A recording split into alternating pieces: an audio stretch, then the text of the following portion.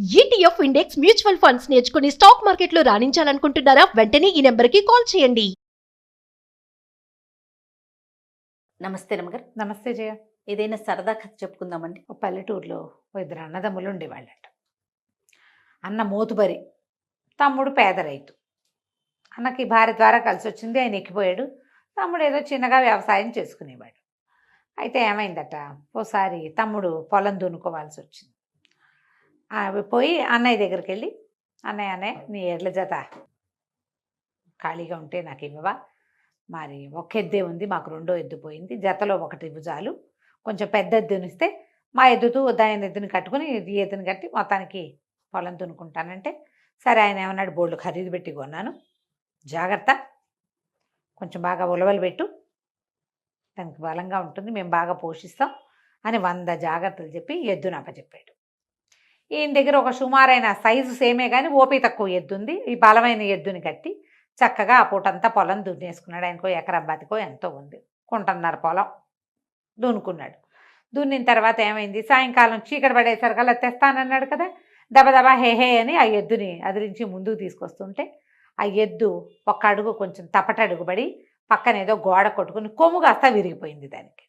అయ్యో, ఆ విరిగిపోయిన కొమ్మున్న ఎద్దుని తీసుకుని, నేనేం చేయలేదు, అదిలించేసరికల్లా అది అటు పడిపోయింది, ఇటు అయ్యింది అని చెప్పాడు. వాళ్ళన్నీ పిచ్చిగా కోపం వచ్చేసింది. ఇంత పని చేస్తావా, బంగారు లాంటి ఎద్దు, ఎంత బోళ్ళు ఖరీదు పెట్టి కొన్నా, ఇంత ఖరీదు పెట్టి కొంటే నువ్వు చివరికి నా ఎద్దు కొమ్ము విరగొడితే అదేం అందంగా ఉంటుంది, కొమ్ములు మొలుస్తాయి మెల్లిగా, ఆ పాటికి అప్పటిదాకా నీకు విని మీద వ్యాజ్యం చేస్తాను, పద పట్టణానికి వెళ్దాం అన్నాడు. పట్టణంలో న్యాయాధికారి ఉంటాడు. సరే అన్న తమ్ముడు ఇద్దరు బయలుదేరారు. బయలుదేరితే పక్క ఊళ్ళో పట్టణంలో ఒక పెద్ద రైతు గారు ఉన్నారు. ఆ రైతు ఇంటికి వెళ్ళారు. సాయంకాలం రాత్రికి వెళ్ళేసరికల్లా ఆయన ఏమన్నాడు, ఆ పెద్ద రైతు ఈ మోతుబరిని అన్నయ్యని పలకరించాడు, కానీ ఈ కుర్రాడిని ఏం పలకరించలే, మొహం మార్చుకున్నాడు. ఆయన చూసి ఓ బల్ల చూపించి పడుకోమన్నాడు. రాత్రికి ఏదో చెరుకో ముద్ద అన్నం పెట్టారు. ఆయన ఇక్కడ మంచం మీద పడుకుంటే ఓ బల్ల మీద పడుకోమన్నారు. మరి పేదవాడు కదా, వీడికి కూడా మంచాలు ఎందుకు వేస్తారు? అయితే మనవాడు ఆ వాళ్ళ మీద పడుకుని న్యాయాధికారి ఏం చెప్తాడో, ఎన్ని డబ్బులు అయిపోతాయో, ఏమైపోతుందని కళ్ళత నిద్రలో దొర్లి పక్కకు పడ్డాడు. పక్కకు పడితే ఇప్పుడు బల్ల పక్కలు వేసుకుని పడుకున్నారు వీళ్ళు. ఆ పొద్దున్నే తెల్లవారుజామున కోడలు లేచి వెళ్ళిపోయి అక్కడి నుంచి వెళ్ళిపోయి ఈ తన కొడుకుని పిల్లాడిని తెచ్చి అక్కడ పడుకోబెట్టింది. ఓ ఏడార్థం వయసు ఉన్న పిల్లాడి మీద పడ్డాడు ఈ చిన్న రైతు. అయ్యయ్యో, పడేసరికి పిల్లాడిగా ఔరమని ఏడ్చాడు. అందరూ పరిగెత్తుకొచ్చారు. పిల్లాడి కాలు కాస్త విరిగిపోయింది సంటిబిడ్డకి. వైద్యుడిని కేకేస్తే వైద్యుడు అన్నాడు, ఈ అవుడు కాలు అయితే కట్టుకడతా కానీ కాలు కొంచెం అవుడు ఉంటుందండి అని చెప్పేశాడు. ఇక వాళ్ళ దుఃఖం వర్ణనాతీతం. మరి అంతే కాదు. పెద్ద రైతన్న ఈ మోతుబరి అన్నాడు, వీడు నాకు ఎద్దు కొమ్ము విరగొట్టాడని వ్యాజ్యం చేయించడానికి తీసుకొస్తే మీ ఇంట్లో మీ మనవడి కాలు విరగొట్టాడండి దుర్మార్గుడు అనేసరికల్లా వ్యాజ్యం నేను కూడా చేస్తా, వీడంతూ చూస్తాను నేను అన్నాడు పెద్ద రైతు గారు. వీళ్ళందరూ కలిసి న్యాయాధికారి దగ్గరికి వెళ్ళడానికి కొంత దూరం పడవ ప్రయాణము అవి ఉన్నాయి, వంతెన మీద నడిచి వెళ్ళాలి. సరే ముగ్గురు బయలుదేరారు వ్యాజ్యం చేయడానికి. అన్న, పెద్ద రైతు, బక్క రైతు ముగ్గురు బయలుదేరి నడిచి వెళ్తుంటే వీడికి అసహ్యం పుట్టింది. ఏమిటిది నా బతుకు, ఏదో వ్యవసాయం చేద్దామని ఎద్దును తీస్తే దాని కొమ్ము విరిగిపోవటం ఏమిటి, అది వ్యాజ్యానికి దిగటం ఏమిటి, వీళ్ళింట్లో పడుకుంటే వాళ్ళు రాత్రి పెట్టిన అన్నం జాలలేదు, నాకేం డబ్బు ఖర్చు నా మీద పడుతుందో అని బెంగతో కింద పడిపోతే పడిన వాడిని నాకు దెబ్బ తగలకుండా వాడి పిల్లవాడి కాలు విరగటం ఏమిటి, ఇప్పుడు దాని మీద వ్యాజ్యం ఏమిటి, ఈ వ్యాజ్యాలన్నిటికీ నేను ఎక్కడ చేస్తాను, ఏదో బతుకు చచ్చిపోదాం అనుకున్నాడు. అనుకుని ఈ వంతెన మీద నడుస్తూ వంతెన మించి ధామని కిందకి దూకేశాడు నదిలోకి. వీడి కర్మగాలి వంతెనకి అటుపక్క నుంచి ఓ పడవ వస్తుంది. వీడు దూకే టైంకి పడవ మీద పడ్డాడు. ఆ పడవ మీద ఒక ముసలాయన పడుకుని ఉన్నాడు. వీడు పోయి డైరెక్ట్గా ఆయన మీద పడ్డాడు. పడ్డమేంటి ఆయన గుటుక్కుమన్నాడు, ముసలాయన చచ్చిపోయాడు. పడవలో ఉన్నవాడు అని కేకలు పెట్టారు. వీడిని పట్టుకొని పెడరెక్కలు విరిచి కూర్చోబెట్టారు. ఆ రైతు, మోతుబరి రైతు, పెద్ద రైతు ఇద్దరు వంతెన దిగి దబదబా ఒడ్డుకు చేరారు. తీరా మనిషి చచ్చిపోయాడు. వాళ్ళ చుట్టాలు పక్కాలు అంతా చేరారు. అవురవరా వ్యాజ్యం చేయటానికి తీసుకెళ్తుంటే ఆ పిల్లాడి కాలు ఇరుకుంటాడు, ఈ మనిషిని చెప్పేశాడు దుర్మార్గుడని వాళ్ళ అన్నయ్య తిట్టాడు. ఆ రైతు కూడా రాత్రి ఆశ్రమిస్తే తెల్లారేసరికి మా మనవాడి కాలు విరుకుంటాడు, అవిటి కాలం చేశాడు. పిల్లాడిని వీడి మొహం మండాని వాళ్ళిద్దరూ తిట్టిపోస్తారు. వీళ్ళేమో మా వాడి చావుకు వీడే కారణం, వీడి మీద కూడా ఫిర్యాదు చేస్తామని చెప్పేసి 3వ వాడు కూడా బయలుదేరాడు. ఇప్పుడు చచ్చిపోయిన ఆయన కొడుకును కూడా కలుపుకున్నారు. కలుపుకున్నారు. వాళ్ళు ముగ్గురు వీళ్ళు ఒకటి వీడి ఎత్తి మీద చేంజ్ చేసుకుని బయట నడుస్తున్నారు. అక్కడికి వెళ్ళాక ఏమవుతుందో ఇప్పుడు తనకి తీర్పు తన వైపు వచ్చే అవకాశమే లేదు. కానీ వీడికి ఒక పిచ్చి కోపం వచ్చేసింది రైతుకి, బక్కవాడికి ఏమొస్తుందమ్మా, బక్క కోపమే కాదు వచ్చేది. ఆ దారిపోతుంటే ఒక ఇంత ఇటుకరాయి కనపడితే ఇటుకరాయి తీసి అంగాస్త్రంలో మూట కట్టుకున్నాడు, తువ్వాల్లో మూట కట్టుకుని భుజాన్ని వేసుకున్నాడు. జడ్జి గనక, న్యాయాధికారి గనక నాకు వ్యతిరేకంగా తీర్పు చెప్పాడు, నెత్తి పగలగొట్టేస్తాను దీంతో, ఏమైతే అది అవుతుంది. అంటే అనుకూలంగా చెప్తాడని చెప్పడు. మరి అయినా సరే ఎవరో ఒకరు తలకాయ పగలగొట్టేద్దాం అనిపిస్తుంది. ఏమిటి ఈ గోలేమిటి అని అక్కడికి వెళ్ళాక సరే న్యాయాధికారి దగ్గర తీర్పులు వచ్చినాయి. ముగ్గురుని నుంచోబెట్టారు. ఫిర్యాదీలు ముగ్గురు ఉన్నారు, ముద్దాయి ఒకడు. ఫస్ట్ నెంబర్ 1 చదవండి అన్నారు. నెంబర్ 1 ఏమిటి, ఎద్దుని సహాయానికి పంపిస్తే ఆ ఎద్దు కొమ్ము విరగొట్టాడు దుర్మార్గుడు అని వాళ్ళ అన్నయ్య కాగితం రాయించి ఇచ్చాడు. ఆయన చదివాడు. చదవగానే అబ్బాయి కేసు చూశాడు. ఈడేం చేశాడు, వెనకాల రాయింది కదా అన్నాడు. ఆయనకి ఈ 100 అది ఎట్లా కనపడింది, ఇది ఏదో ఇస్తానంటున్నాడు, తనకి కొడతానంటున్నాడు అని అర్థం కాల జడ్జికి అర్థం కాల. ఆ రోజుల్లో అనుకూల తీర్పులకి 100 రూపాయలు రేటు. ఓహో, ఒకటి చూపించాడు, 100 ఇస్తాడనమాట వీడు అని చెప్పి ఈయన బాగా చూసి, ఏముందండి ఇందులో, శిక్ష ఏం వేస్తాం, కొమ్ము విరిగిపోయినందుకు.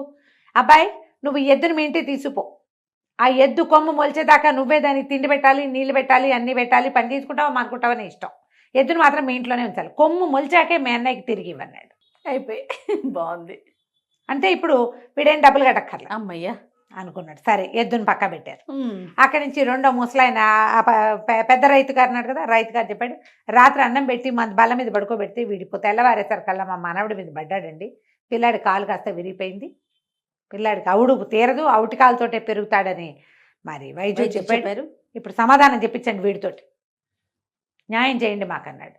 ఈయన ఆయన కేసు చూసాడు, ఫిర్యాదు కేసు, ఆ ముద్దాయి కేసు చూడగానే ముద్దాయి రాయి చూపించాడు, తలకాయ పగలగొట్టేస్తా అన్నాడు. ఆయనకి ఇంకో 100 ఇస్తా అలాగా అర్థం. జడ్జిను వీళ్ళు పక్క పక్కన మనకు మళ్ళీ కూర్చోరు కదా, ఆయన అక్కడెక్కడో కూర్చుంటాడు కుర్చీలో, వీడు ఇక్కడ నుంచుంటాడు, ఇంకో 100 ఇస్తానంటున్నాడు. నేను బాగా ఆలోచించి, పర్వాలేదండి ఈ కుర్రాడికి 1 ఏడాది వయసున్న పిల్లాడు ఉన్నాడేమో, వాడిని మీరు తీసుకోండి, మీ మనవండి వాడికి ఇవ్వండి నెంబర్ 1. లేదా వాడి దగ్గర పిల్లలు లేరు, వాడికి ఇంకా పిల్లలు పుట్ల, వాడికి ఇంకా పెళ్ళవల, పెళ్ళి అయితే పెళ్లి చేసుకుని పిల్లాన్ని కానీ 1 ఏడాది పిల్లాన్ని మీకు తెచ్చిస్తాడు, మీ పిల్లాన్ని వాడికి ఇచ్చేయండి, అవిటి కాలు పిల్లాన్ని మీరు పెంచక్కర్లా, వాడే పెంచుకుంటాడు.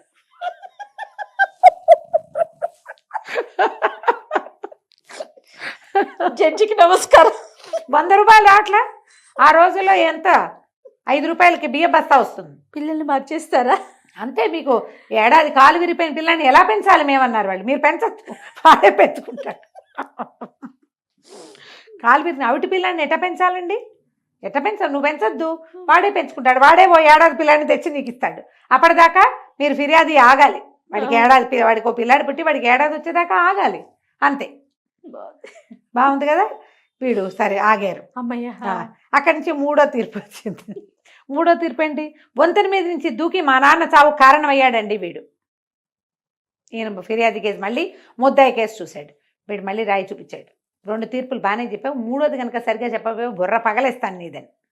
ఈయన ఓకే 3వ 100 వస్తుంది మనకి అని బాగా ఆలోచించి, ఏమీ లేదు నాయన, మన ముద్దాయి పడవ మీద పడుకుంటాడు, ఆ పడవని వంతెన కింద నుంచి రప్పిద్దాం, ఫిర్యాది వంతెన మీద నుంచని వాడు దూకాల, నువ్వు దూకేస్తే సరి, పగ తీర్చుకున్నట్టు అయిపోతుంది, ప్రాణానికి ప్రాణం, పోతే పోతాడు లేకపోతే లేదు.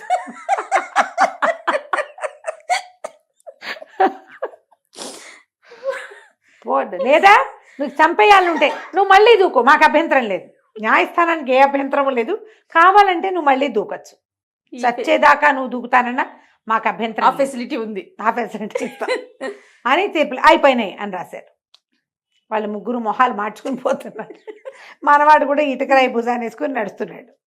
నడుస్తూ ఉంటే వెనకాల నుంచి జడ్జి గారి పనివాడు వచ్చాడు.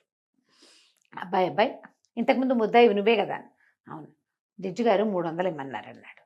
ఏమిటి 300? ఎక్కడివి 300 అన్నాడు. అనేసరికి అదేంటి నువ్వు 300 ఇస్తామని చెప్పారు అన్నాడు. నేను ఇవ్వటం ఏమిటి, నా దగ్గర ఎక్కడున్నాయి 300 అంటే, నువ్వు ఇక్కడ ఉండి కనుక్కొస్తాన్నాడు. మళ్ళీ జడ్జి గారి దగ్గర పరిగెత్తాడు వాడు నౌకరు. జడ్జి గారు చెప్పారు, వరే 3 తీర్పులు చెప్పారు, 3 తీర్పులకి వాడు తేప 100 ఇస్తానని చెప్పాడు అని ఆయన కూడా వచ్చి బయట నుంచున్నాడు. నౌకరు పరిగెత్తుకొచ్చాడు, నువ్వు 3 తీర్పులకి 300 ఇస్తానని సైగ చేసావుట, చూపించావుట కదా, ఆ 300 మూటలో కట్టుకొచ్చావు, అవి ఇవ్వు అన్నాడు. అనేసరికి వీడు గొళ్ళు మండిపోయింది.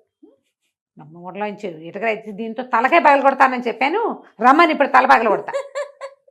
నేను చెప్పింది అది, నేను 100 ఇస్తానని నేను చెప్పాను, నా దగ్గర డబ్బులే ఉంటే నేను వాటికి కట్టుకోనా, అంతేగా. హాత్తేరి అన్నాడు. నౌకరికి భయం వేసింది, ఆ రాయి వేసి ముందు తన్ను కొడతాడేమో అని. దూరం నుంచి చూస్తున్న జడ్జి గారికి అది ఇటుక రాయని వాడు కొడతానంటున్నాడని ఇప్పుడు అర్థమైంది, ఇందాక అర్థం కాలేదు పాపం. ఆయన పొద్దున్న తీర్పుల్లో అర్థం కాలే, మధ్యాహ్నం వేళకి విశదంగా తెలిసిందనమాట. అక్కడి నుంచి ఆయన వరే కేకలు పెట్టాడు, ఒరే ఒరే వచ్చేరా వచ్చేరా అని. తీర్పు ఎలాగో అయిపోయింది, డబ్బులు పోతే పోయిపోయింది. నౌకరు తలపగలు కొడితే తను దొంగ తీర్పులు చెప్పినట్టు బయటపడుతుంది. అంతేగా. వచ్చే అనేసరికి వాడు రాయి ఎక్కడ పారేసి వాడు వెళ్ళిపోయాడు. వీడి దారిని వీడు వచ్చేసాడు, నౌకరు పరిగెత్తుకుంటూ వెళ్ళిపోయాడు. సరే, మన పేద రైతు నడిచి ఇంటికి వెళ్తుంటే వాళ్ళ అన్నయ్య పరిగెత్తుకుంటూ వచ్చాడు. ఒరే బాబు, నీ పుణ్యం ఉంటుందిరా, నా ఎద్దును నాకు ఇచ్చేసి, బోల్డ్ డబ్బులు పెట్టి కొన్నాను దాన్ని, ఆ కొమ్మేదో మా ఇంట్లోనే పెరుగుతుందిలే, ఇదిగో ఇది ఉంచు అని ఒక 100 రూపాయలు చేతులు పెట్టాడు. ఈ 100 ఉంచు, నా గొడ్డు నువ్వు తీసుకెళ్ళొద్దు, ఆ ఎద్దు లేకపోతే రెండో ఎద్దు బెంగ పెట్టుకుంటుంది, ఇది లేదు అది రాదు, అది పని చేయకుండా అయిపోతుంది, వాళ్ళు డబ్బులు పోసి కొన్నాను, దొడ్లోకి శోభగా ఉంటుంది, నేను దొడ్డనే ఉంచుకుంటాను, నీ 100 ఉంచుకో, నీకు కావాల్సిన ఖర్చు పెట్టుకొని తన ఎద్దును ఆయన పట్టుకుపోయాడు. 100 వచ్చింది. అక్కడి నుంచి పెద్ద రైతు గారు వచ్చాడు. బాబు నీ పుణ్యం ఉంటుంది, 10 పుట్ల ధాన్యం తోలిస్తాను, నా మనవడిని నా ఇంట్లోనే ఉంచు. ఇప్పుడు ఏం చేయాలి, సైనికులు వెనకాల రామాధికారి తాలూకు పనివాళ్ళు వచ్చి చంటి పిల్లాన్ని వీడికి అప్పచెప్తారు రైతుకి. ఓహో, తీర్పు అంటే తీర్పు. ఆ ఎద్దుని అప్పచెప్తారు, చంటి పిల్లాన్ని అప్పచెప్తారు. తర్వాత వీడిని పడవలో పడుకోబెట్టి ఆయన పైన నుంచో పెడతారు, దూకాలంటారు. నీ 10 పుట్ల ధాన్యం ఇస్తా, కావాలంటే ఒక ఎడ్ల బండి కూడా ఇస్తా, ఒక జత ఎడ్లు కూడా ఇస్తా, పిల్లాడిని మాత్రం మా ఇంటి వచ్చి తీసుకెళ్ళకు, ఆవిడో ఏదో నేను వైద్యం చేయించుకుంటాను నాయన, నీ పుణ్యం ఉంటుంది, నీ పిల్లాడి మాకొద్దు, నా పిల్లాడిని నీకు ఇవ్వను, మా మనవడిని మా ఇంట్లోనే బెరగని, ఈ తీర్పు ఉంటే మా ఇంట్లో గుండె పగిలిపోతుంది, చంటి పిల్లాడిని వదులుతారా ఎవరైనా, బాబు అని ఏం చేశాడు, ఈ తీర్పు మేము మాట్లాడుకుంటామని కాగితం రాసి ఇవ్వమని కాగితం రాయించుకుని 10 పుట్ల ధాన్యం వడ్ల బస్సా మా బండి మీద వేసి, ఎడ్లు బండి ధాన్యము అప్పచెప్పి, ఇది కూడా ఉంచునాయన అని 100 కూడా చేతిలో పెట్టాడు, నువ్వు మాత్రం మా జోలికి రావద్దు అని చెప్తే సరే అవి పట్టుపోయారు. అక్కడి నుంచి 3వ వాడు వచ్చాడు. వాడు అన్నాడు, బాబు ఏదో మీరు పొరపాటున మా నాన్న చచ్చిపోయాడు, అసలు ఆయనకి ప్రాణం లేనట్టుగానే ఉంది కొన్నాళ్ళుగా, ఏదో చల్లగాలికి తిరుగుతానంటే పడవ మీద తీసుకొచ్చాను, పోతే పోయిన వాడు పోయాడు, మా చుట్టాలంతా కేకలేశారని వ్యాజ్యం చేశాను, నాకు వ్యాజ్యాలు వద్దు ఏమొద్దు, నువ్వు కింద పడుకోవద్దు, నేను పైనుంచి దూకద్దు నాయన, నీ కాలు విరగలా నా కాలు విరిగితే నా గతేమిటి ఇప్పుడు, పడవ నుంచి దూకాక మరి వాడు ఏదో తప్పించుకున్నాడు, వంతెన మీద నుంచి పడవలో దూకడం అంటే రిస్క్ కాదు, మరి నువ్వు చావడానికి దూకావు కాబట్టి నీకు ఆ పరిస్థితి వచ్చింది, నేను చంపడానికి నేను దూకలేను, నీకు ఏ సహాయం కావాలంటే ఆ సహాయం చేస్తా, 100-200 అడుగు ఇస్తా, నా జోలికి మాత్రం రావద్దు, మేము మాట్లాడుకుని ఫైనల్ చేసుకున్నామని ఒక కాగితం రాసివని 200 చేతులు పెట్టి కాగితం రాయించుకున్నాడు. మేము మాట్లాడుకుంటాం, మనకి రాజభట్ల సహాయం అక్కర్లేదు, వీరు చక్కగా అన్న ఇచ్చిన 100, ఆయన ఇచ్చిన 100, ఇది ఇచ్చిన 200, 400 జాగ్రత్త పెట్టుకుని 10 పుట్ల ధాన్యం ఎడ్ల బస్తా బండి మీద వేసుకుని ఇంటికి తోలుకుపోయి ఇంకో 4 ఎకరాల పొలం కొనుక్కుని హాయిగా వ్యవసాయం చేసుకుంటూ ఉన్నాడు. కథ కంచికి మనం ఇంటికి. చాలా చాలా బాగుంది బాగుంది కదా. నమస్తే అండి. నమస్తే.